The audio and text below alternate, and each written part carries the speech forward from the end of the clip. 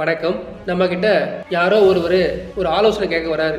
இந்த பூமி கிரகத்தை விட்டுட்டு செவ்வாய் கிரகத்தில் வாழலான் இருக்கேன் அப்படின்னு உங்கள்கிட்ட சொல்கிறாரு. அதுக்கு நீங்கள் என்ன சொல்ல போகிறீங்க? பூமியில் தான் எல்லா உயிர்களும் வாழ முடியும். என்ன காரணம்னா இங்கே தான் சமநிலையான வெப்பநிலை, சீரான ஆக்சிஜன், எல்லா பருவநிலைக்கும் ஏற்ற மாதிரி உடல் ஒத்துழைக்கும். மனிதர்கள் இங்கே மட்டும்தான் பூமியில் தான் வாழ முடியும் அப்படின்னு நம்ம சொல்லுவோம். பூமி அனைத்து உயிரினங்களுக்கும் ஒரு சொர்க்கம்.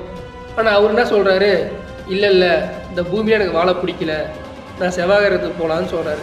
அப்போ நீங்கள் என்ன சொல்லணும்? அடே தம்பி, செவ்வாய் கிரகத்தில் வெறும் கல், மண், மணல், பள்ளத்தாக்கு தான் இருக்குது. அங்கே மனுஷன் வாழ முடியாது.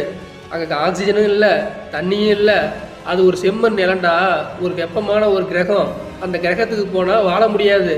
அங்கே ஒன்றுமே பயிர் செய்ய முடியாது. தரிசு நிலம், விவசாயம் பண்ண முடியாது. இப்போ நான் சொன்ன வார்த்தையை ஒரு ஓவியமாக வரைகிறோம். ஒரு குன்றுனா என்னது? கல், மண், அதுதான் குன்று. ஒரு குன்றை உடைக்கிறோம், பாறை தான் வரும். ஸோ பாறையில் என்ன இருக்குது? கல், மண் தான் இருக்கும். அதுதான் இங்கே குன்று.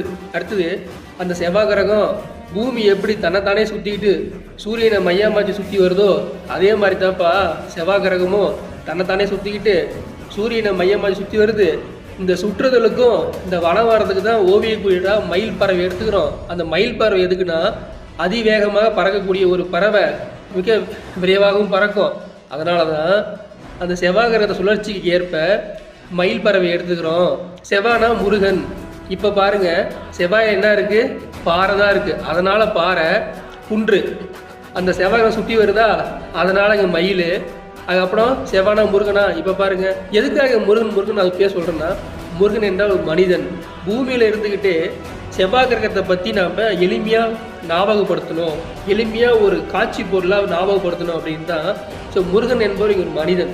ஸோ இங்கே இருந்துக்கிட்டே செவ்வாய் கிரகத்தை பற்றி மிகவும் எளிமையாக ஒரு ஓவிய குறியீடு தான் இந்த முருகன் சிலையை ஒழிஞ்சி அதுக்கு அது பின்னால் இருக்கக்கூடிய அறிவியல் உண்மை. மற்றபடி அதில் எந்த ஒரு சக்தியோ, அந்த கல்லுக்கு எந்த ஒரு சக்தியும் கிடையாது, எந்த ஒரு பவரும் கிடையாது, எந்த ஒரு எனர்ஜியும் கிடையாது. அனைவருக்கும் புரிந்திருக்குன்னு நினைக்கிறேன். தொடர்ந்து காணுங்கள். நன்றி.